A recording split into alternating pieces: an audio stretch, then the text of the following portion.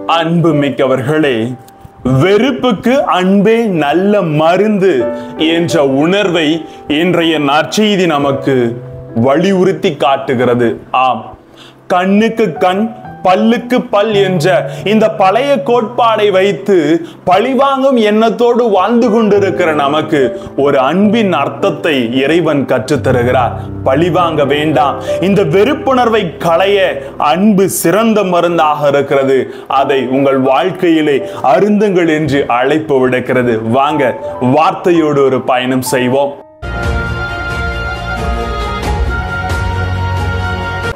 Praise the Lord. இயேசுவுக்கே புகழ், இயேசுவுக்கே நன்றி.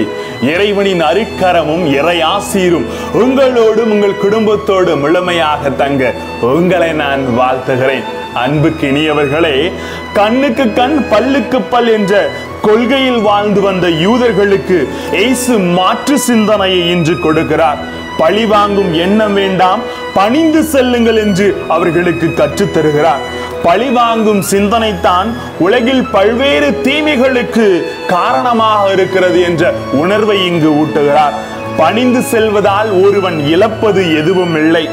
கண்ணுக்கு கண் என்று பழிவாங்க தொடங்கினால் இந்த உலகில் எல்லோரும் பார்வையற்றவர்களாகத்தான் வாழ முடியும் என்ற உணர்வையும் அவர் தருகிறார்.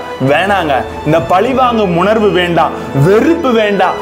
இந்த வெறுப்புக்கு சிறந்த மருந்து அந்த அன்பை உங்கள் வாழ்க்கையிலே சுவைத்துக் கொள்ளுங்கள் என்று சொல்லுகிறார். ஆம், மத்தேயு நற்செய்தி 5:39 சொல்லுவது போல, உங்கள் வலக்கண்ணத்தில் அறைபவருக்கு மறுக்கண்ணத்தையும் திருப்பி காட்டுங்கள் என்ற இயேசுவின் போதனை கோழைத்தனமாக தெரிகிறது என்று ஒரு சிலர் இதை கூறுவதை நாம் கேட்டிருக்கிறோம். ஆனால் ஆண்டவர் அழகாக சொல்லுகிறார், ஒருவர் ஒரு கண்ணத்தில் இறந்தால் மறு கண்ணத்தை காட்டுங்கள், ஒரு அங்கி எடுத்துக்கொண்டால் இன்னொரு அங்கியும் கொடுங்கள், ஒரு கல் தொலைவென்றால் இன்னும் தூரம் நடந்து போங்க அப்படின்னு விட்டு கொடுங்க.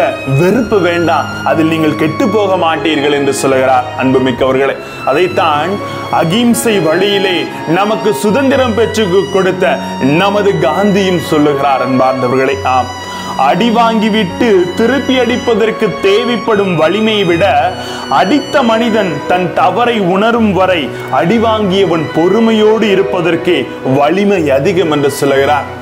அடிக்கு அடி, உதக்கு உத, வெட்டுக்கு வெட்டு அவனை கொன்னு வீசுவோண்டா அப்படின்னு நினைச்சிருந்தா இன்னைக்கு நீங்களும் நானும் சுதந்திரமா உட்காந்து பேசிட்டு இருக்க முடியாதுங்க. இன்னும் அடிமையா தான் இருந்திருப்போம். பழிவாங்க எண்ணத்தோடய நாம போராடி இருந்தா வீழ்ந்து தான் போயிருப்போம், வாழ்க்கையிலே வளர்ந்திருக்க மாட்டோம். ஆகையால் தான் அகிம்சையும் அமைதியும் அன்பும் வாழ்விலே பொறுமையை தருகிறது. வெறுப்பு வேண்டாம் என்ற உணர்வை நற்செய்தி உணர்த்துகிறது. அன்பார்ந்தவர்களே, ஆமாங்க, கோபத்தை உடனே திட்டினா உடனே கோபத்தை அக்னி கடலா கொட்டாம அவகாசம் கொடுக்கணும். கால அவகாசம் கொடுத்து அவர்களை சிந்திக்க வைக்க வேண்டும். இப்படி விவேகமா சிந்தித்தாதான் வாழ்க்கையில் வாழ முடியுங்க. இதைத்தான் அருள்நாதர் இயேசு நமது ஆண்டவர் செய்து காட்டுகிறார். லூக்கா நற்செய்தி 23:24 தந்தையே இவர்களை மன்னியும், ஏனெனில் தாங்கள் செய்வது இவர்களுக்கு என்னவென்று தெரியவில்லை என்று சொல்லுகிறார். சுக்குநூறா உடைச்சி சிலுவையில வச்சு அவரை கொல்லும் போது கூட நம்ம மீது அவர் வெறுப்பை காட்டவில்லை. இவர் தவற்றை மன்னியும் என்று நமக்காக பரிந்து பேசியவர். அவர் இன்று பழிவாங்கும் எண்ணம் வேண்டாம், பொறுமையா இருங்க, அமைதியை கடைபிடிங்கள் என்று அவர் கற்றுத் தருகிறார். அன்பை விதையுங்கள் என்று சொல்லி தருகிறார். அன்பார்ந்தவர்களே, அதனால்தான் திருக்குறள் இருக்கு இல்லைங்களா, இன்னார் செய்தாரை ஒருத்தல் அவர் நானும் நன்மையும் செய்துவிடல் என்று நமக்கு திருவள்ளுவரும் உணர்த்துகிறார். எனவே நமது வாழ்க்கையிலே நீதிமொழி 10:12 தெள்ள தெளிவாக சொல்லுகிறது, பகைமை சண்டைகளை எழுப்பிவிடும், தனக்கு இழைத்த தீங்கு அனைத்தையும் அன்பு மன்னித்து விடும் என்று. இந்த பகைமை பார்த்தீங்கன்னா சண்டையை அதிகமா தூண்டிவிடும், ஆனா நமக்கு ஏற்படும் தீங்கை அன்பு மன்னித்து மறக்கும் என்று சொல்லுகிறது. இதை உணர்ந்து நமது வாழ்விலே பழிவாங்கும் சிந்தனை விட்டு கல்லுக்கு கல் என்ற அந்த பழிவாங்கனை தூக்கி போட்டுட்டு வெறுப்புக்கு அன்பே மருந்து என்ற உணர்வை நமது வாழ்வாக்குவோம். பழிவாங்கும் சிந்தனைகளை அகற்றி பரிவு, மன்னிப்பு, அன்பு போன்ற விழுமியங்களை கடைபிடிப்போம். வாழ்வில் ஆசிரை பெறுவோம். குடும்பத்திலும் எந்த ஒரு வெறுப்பை காட்டாம அன்பை விதையுங்க.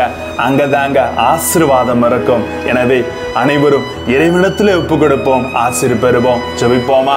அன்பிறைவா, எங்கள் வாழ்க்கையிலே கண்ணுக்கு கண் பல்லுக்கு பல் என்ற அந்த கோட்பாடினை பயன்படுத்தி ஒருவரையும் நாங்கள் தகர்த்து விடாமல், ஒருவர் மற்றவரை பகைத்து கொள்ளாமல், பகை உணர்வை தகர்த்தெறிந்து எங்களையே தாழ்த்தி அமைதி கொண்டு அன்பு என்ற மருந்தை எங்கள் வாழ்வாக்க எங்களோடு தங்கும் ஆண்டவரே. Praise the Lord.